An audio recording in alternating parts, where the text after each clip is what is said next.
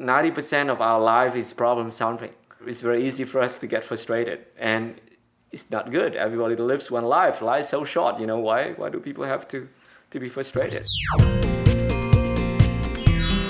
The following mini message is an excerpt from James McPartland's TV show Unopened Gifts, aired on HaveItTV.com.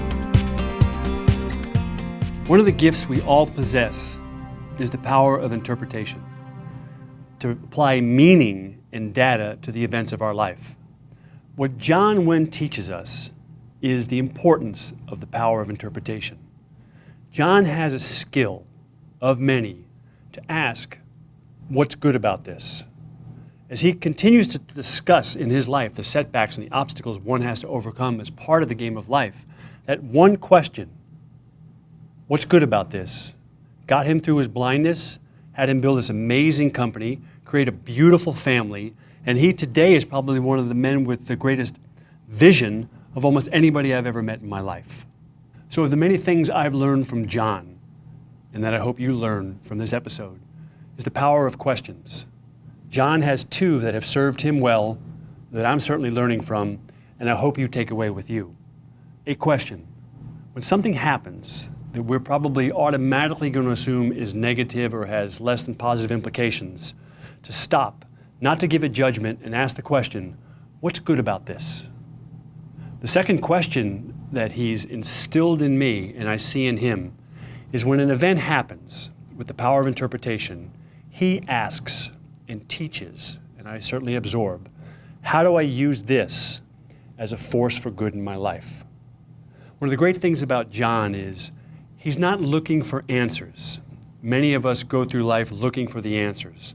What he teaches is the power of an inspiring question. That's one of the great gifts. I lost my sight, yes. Thinking about when my sight was gradually going away. It was the hell, thinking about it. When the hemorrhage was coming out in the back of the eye, thinking about becoming blind. What is it? I could never imagine. No. Well, what could I do? How can I live? I'm going to lose my girlfriend. Or, I'm going to lose my life. Well, it was terrible. But, the moment I set my thinking, from that moment on, I felt a lot more, comfortable about myself and happier. I'm still luckier than, people who lost their legs, people who lost their mind. So they are always worse thing than what I have. So I should be happy. Why should I feel terrible? I still have my mind. The pain doesn't bother me. When a bad thing happens, and there's always a positive side of it. So people forget about the positive side of it. So people don't see loss as an opportunity. That's, I think, that's very natural psychology of human being. So I think in my case, I just see, it's easy to say loss is an opportunity. How? I keep saying how. I keep saying what can be done. And yes, there's always light.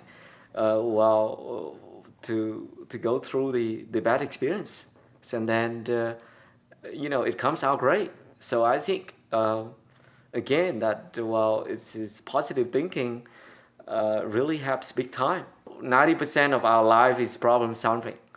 So if we're not positive, and it's very easy for us to get frustrated, and it's not good. Everybody lives one life. Life is so short. Why do people have to be frustrated? So John has given us amazing gifts. He's certainly given me tremendous gifts. That's why we're on this program, to give those gifts to you.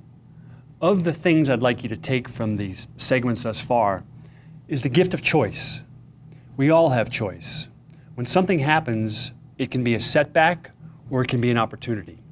And that's a choice. You can see from John, he's taken his decisions, made choices around opportunities. Second, what I've learned from John is the power of lessons. Setbacks are tremendous teachers if we allow them to be. We don't learn from success, we often learn from failure. What John says is when things get tough, when he lost his sight, when he's gone through challenges of building his business, He asked himself, what's the lesson I'm supposed to learn? It takes amazing discipline and courage. He also has the power to ask himself and other people, when an event happens that's likely negative or disempowering or doesn't appear to be a gift, how could it be transformative in your life and in the life of others? What's the possibility? What could be new on the horizon?